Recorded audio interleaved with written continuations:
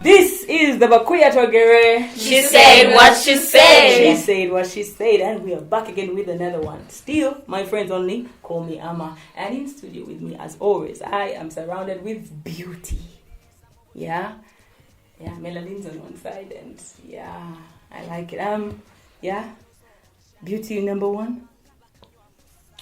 I've used my study name today. She told me. Tell me. This is Amor, the blend of the blendies. I like to blend juices into one big, beautiful, sweet cup of like sweet things. I'm so happy to be here. That is a sweet chocolate. DJ Amor. Yes, Gazelle is my name, and I'll go by Diva. Okay. Preferred by some of us in the studio. But I'm an artist, I'm a healer, a lover of animals, and I'm a human. And I'm happy to be here. A healer. Do you get me scared right there? Hi. Today I'm going to go by the names Lemon. Lemon. Oh yeah. So I'm a social worker. I am also a healer, and I am a lover of life. You were missing in action. Welcome back. Yeah, I'm back. She was on vacation. Hello. And welcome to the show. Hello, everyone. Welcome to the show. Thank you. Hello, everyone. Hi. I'm Mary. I'm a woman. I'm a feminist. I'm a mother. I'm divorced, and it's okay. Okay. I am Mother. Welcome to the show. Thank you. I hope you feel at home and comfortable. Feel at studio. I'm beyond studio and comfort now. All right. Yes. My friends still call me Amma. Please don't call me anything if you don't want friend. Okay, All right. Today we are going to be talking about the charter, the feminist charter. Feminist charter. Tell me about the charter. This is like a constitution for feminists. So it's like this guiding document that supports feminists on their journey to understand how to navigate their everyday life as feminists. Okay. The charter as well, if I'm to add, sets out the collective values that we hold as key to our work and our lives as African feminists. And if I'm to frame it all at once, the charter is an inspiration as well as an aspiration document. Am I wrong if I call it a rule book? Is it a rule book? No, it's not a rule because you're not going to get punished for not being a feminist. Oh. It just guides you to grow and understand your feminism and grow on your journey. But they're not rules that they're going to punish you, because rules involve punishment for not upholding. No one is going to punish you. Thank God. But as you navigate it and learn about it, you will love it. So somehow you'll begin living your everyday life as a feminist. Okay. Values. The values. All right. Gazelle, are you a feminist?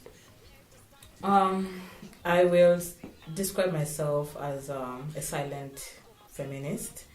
I have issues always with the wording itself that boxes me, and I feel describing myself as a feminist, I'm limiting myself. Because getting to know about feminism, actually, I've been living and practicing feminism without even knowing this word that is attached to feminism. So the word comes with the boxing, and that keeps me questioning.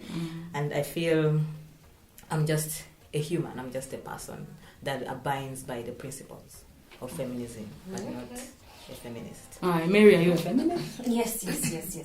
I'm a woman, I'm a feminist, and I believe actually all women are feminists, but they do not know, just like the way she said, she was practicing it, but she didn't know the word, she didn't even know it was attached to what she was saying. Did you say you didn't know, or you do not want to be named? Naming is like boxing me. Yeah. And still it takes me back to what we are actually trying to address, systems, oppression, things that have boxed us. And I feel the feminism word is more like enclosing, putting... Gazelle, you're a feminist. But nonetheless, most of the women I interact with, they actually do feminist work, but they do not know that they're actually doing feminist work or they're feminists. That's why I would like to take this opportunity to educate the public and tell them there is liberal feminism, there is rational feminism, there is Marxist feminism, there is cultural feminism, and ecofeminism. I will get back to that. You're going to explain one by one. I would like everyone to go and get the definitions so that you know where you fall. It's all about your awareness, because you might be a feminist and you can add much to the movement, but you do not know. Yeah. Yes. All right. Lemon. Lemon. Are you a feminist? I am 100%, and I was before I even realized that the word existed, like Mary stated, and how I got to sit with it and claim it is the fact that I hate conforming to stuff. I hate being put in a box. I hate being told this is how things are supposed to be. And all my life I've been fighting that. Don't tell me how things are supposed to be. Let me be the things that I need to be. So That's powerful. yeah, to me that's If you can say that again one more time. My head already switched off. The word comes once, so. Alright, Chitone, are you a feminist? A radical one. Oh, Mary even forgot to add that. Yes. I'm one of those radical ones, actually. I'm one of those loud ones, the unapologetic ones, the ones who call you out on your bullshit and don't care who you are. And since my life itself and the business I'm in, sex trade, is a very contested issue, it's important for me to assert myself as a woman. That's why I'm very radical. Because almost every day when I'm conducting my business, I am fighting with clients about equal pay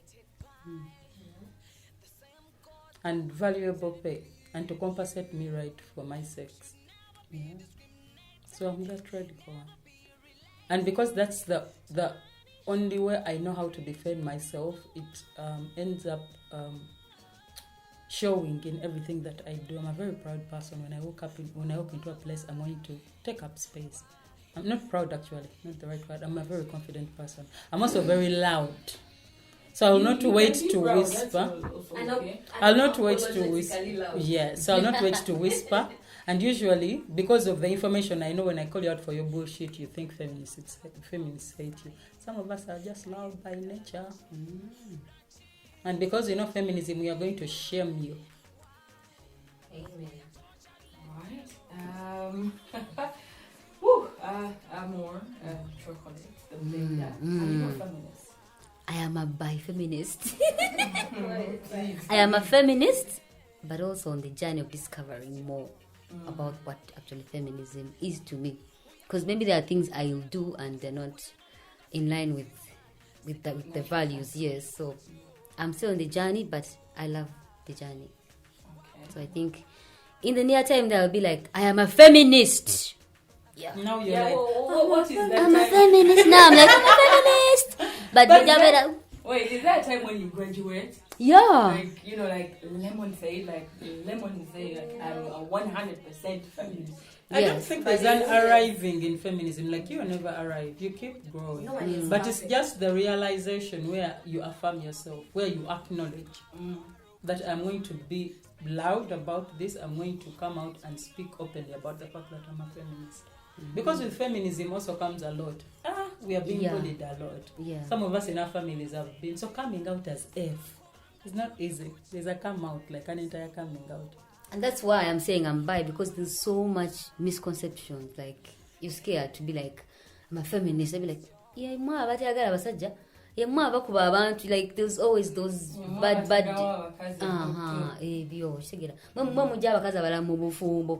you let people You seduce people out of their marriages But, and yes, like. but now those are just misconceptions, because that is not what feminism is all about. That's the reason as to why we're all here, to expand more on the charter and what feminism is, because it's not violent. We're not man haters. We are just us. We are women, and we want to see other women take up space, and we are doing our best to take up space, because we also deserve to be in the same space with men. But it's also okay to hate men. Yeah, it's also like we can trash. But it's Okay, not and all about. It's and not you know what No, feminism you know what is. they are doing to us feminists is men are making us, and that's what patriarchy does, make us apologize for calling them out by pretending that we hate them. So now we have to be like, we don't hate you, so then we'll stop talking about the shitty things they do. Like, if you're a man who thinks feminists hate you, it's because you're shitty. Because those that are not going to feel attacked. You're not, yes, you're shitty.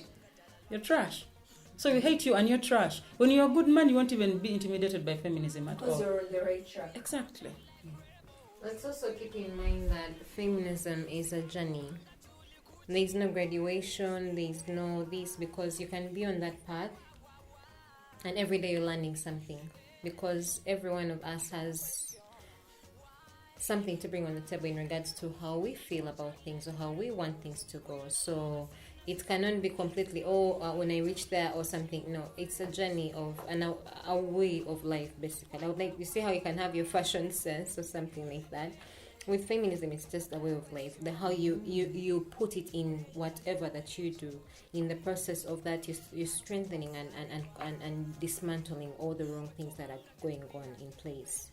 So these little stereotypes, but on the reality check, it's a way of life, basically. And if you embrace it that way, then every step that you take will show you that you eat. Okay, so you want to say something? Yes, yeah.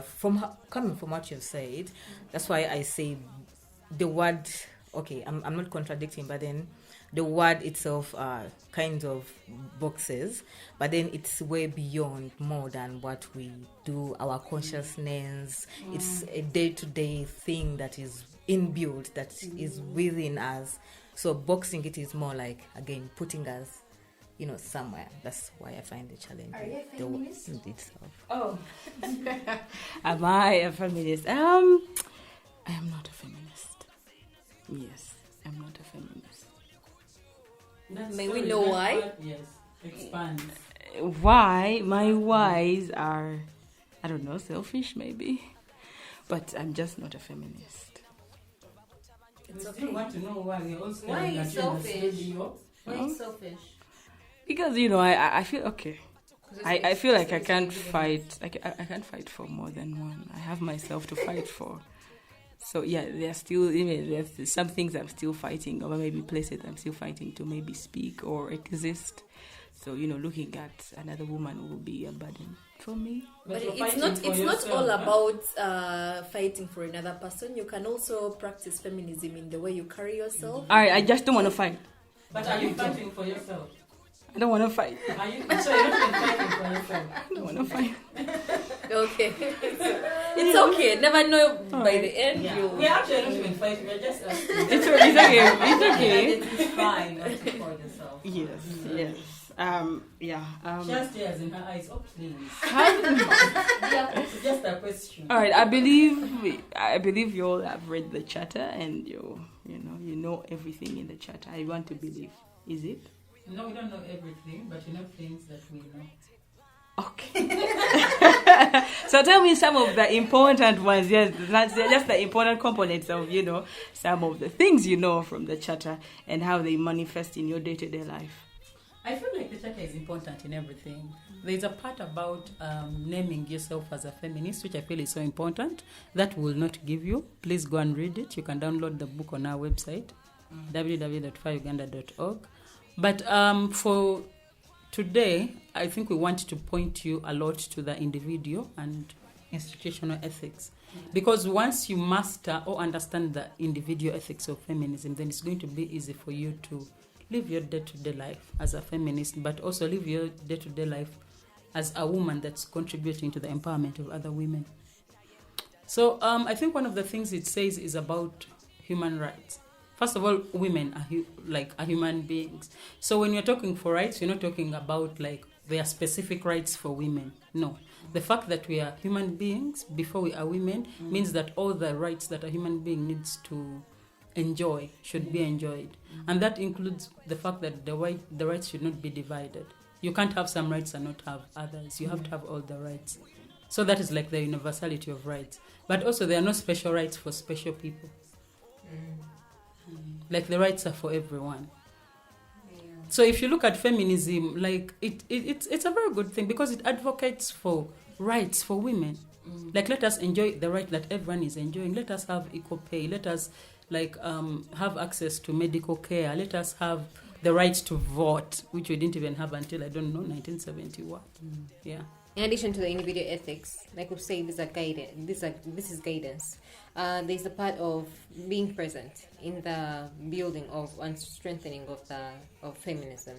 By being present, it's participating. Am I allowed to call you Amma or nameless? Because you said your friend. I don't know. There's even Amma have fun. I don't know. That's why I say I don't know. Just call me Amma For today, okay. So Emma, you stated something about I'm still fighting for me.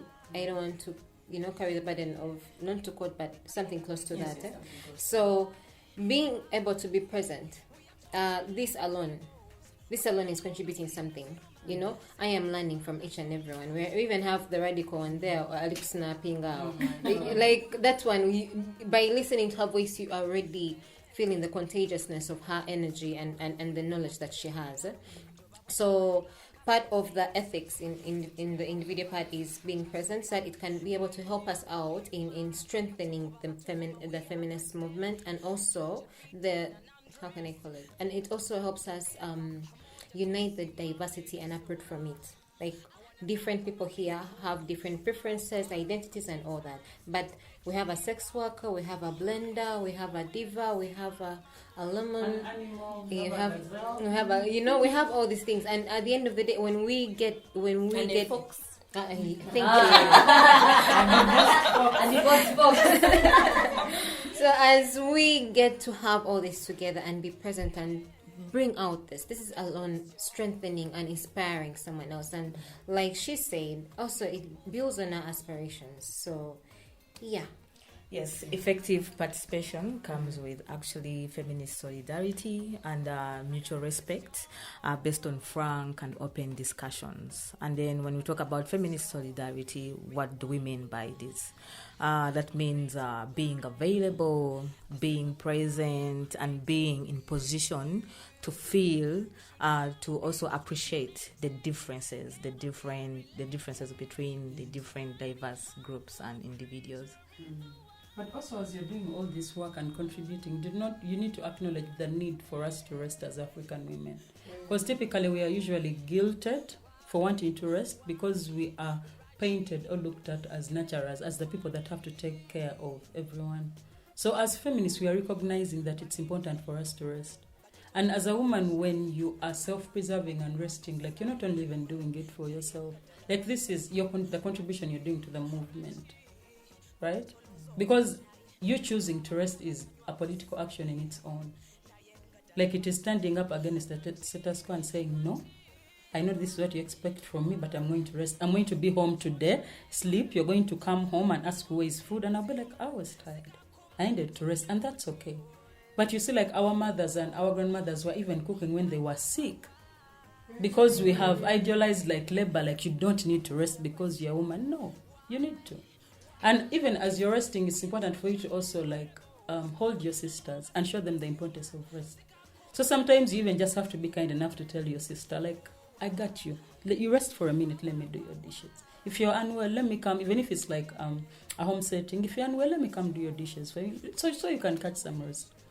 To add on that, the individual ethics also talks of the right of all women to live free of patriarchal oppression, discrimination, and violence.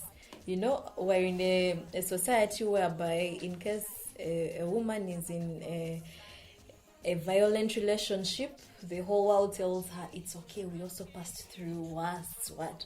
But it is very okay to say enough is enough and leave, because it's your right. If you're not comfortable, then I'm not preaching divorce, but I'm only talking about the people who are uncomfortable, because the other spouses who are actually happy. Yes. So this is just the charter. Good enough tells you you're free to actually live and be happy and be free of that violence. But also normalizing divorce. Like, seriously, why are we stuck? Because it's even just a paper anyway. Like, we sign just the marriage certificate, which can be torn. Why are you holding me at ransom over a paper I can tear? Like, I can walk if I don't want to be there anymore. Also, me, when it just happened, I did not want to introduce myself as divorced, because I first told my workmates that I kept it. Yeah, but it's something okay. Yeah, we should not make it seem like it's bad, like you moved out with 3 kids. It's something okay, because if you're not comfortable, you're not happy, then why sweat and be unhappy? Are you still there? Sorry, to supplement that, violence, I mean, I like to make a lot of noise on violence. Like, there shouldn't be a word like it's okay. Violence is a no-go. It is a no-go. It shouldn't be okay, shouldn't be you somehow or what. It is a no-go. So it's part of, I was just supplementing what Mary was saying about the patriarchal oppression and discrimination that and violence that people go through. So it's a no-go. Do not even compromise on that shit. It's a no-go. Yeah, speaking about violence, there is always this claim that feminists are rude, they're angry, they're men haters, they beat men, they do what. But we have the right to be angry, yeah?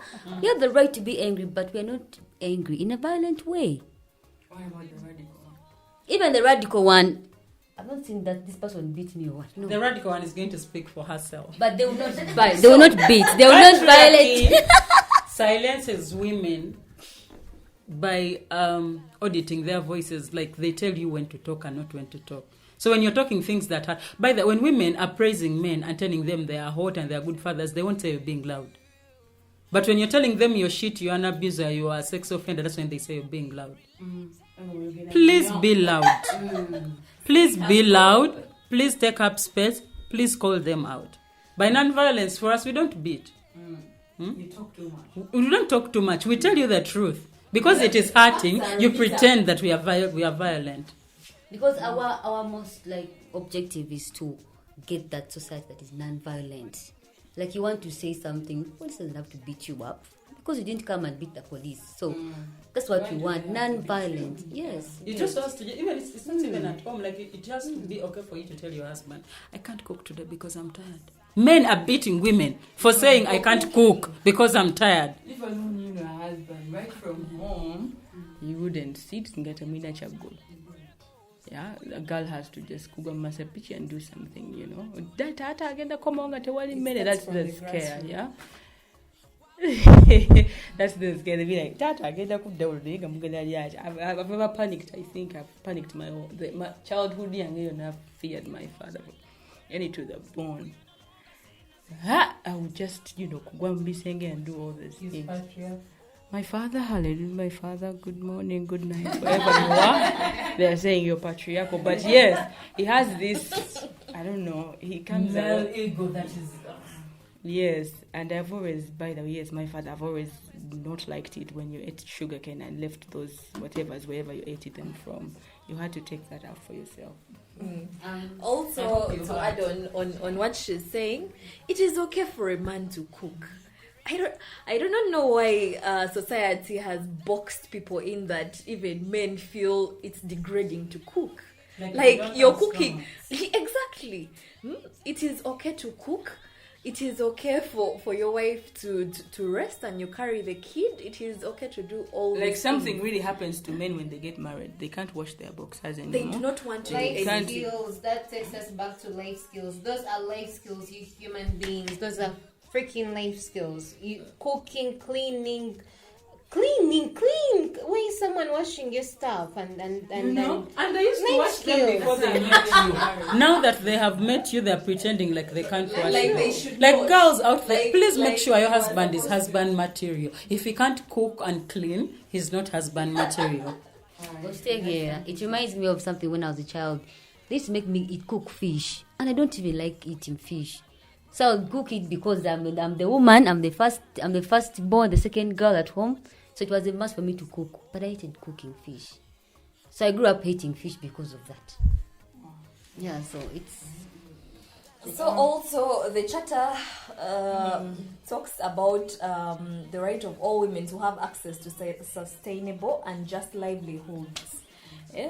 For example, healthcare, education, water, and sanitation, which is very important. That's why I would like to take this platform to urge or encourage the girl children in villages who do not have sanitary towels that don't use not having sanitary towels to not be educated, because it happens only once every month. You can, sometimes the way we are born and created, sometimes people feel it's okay to make up something as an excuse not to get a specific thing. For this case, I'm talking about education. Education is very important. You need it. We are in a world whereby, as a woman, you have to be educated, you have to have a voice, and you have to be empowered, of which all this comes with education. Yes. So even though I know it's hard being in school without sanitary towels, but strive hard to remain in school. All right. So that reminds me, I am starting a campaign. I don't know when, but anytime. To advocate for free. I'm still thinking about it. Like we girls really need, even me myself, I really need that free capad. Please, to whoever is listening, I don't know about the above people, the middle people, the lower people, please in the meetings, in the meetings you have there about healthcare, please let that sanitary pad be free. And I think it should go on for like twice a month. Yes, Muzigabe Ngarumu, and on the 15th. Yeah, in the middle there, because this. Yes, she said what she said. Yeah, so we really need those free pads. They're so expensive, by the way. All right. I don't want to add anything on that. We'll be right back. I got a question.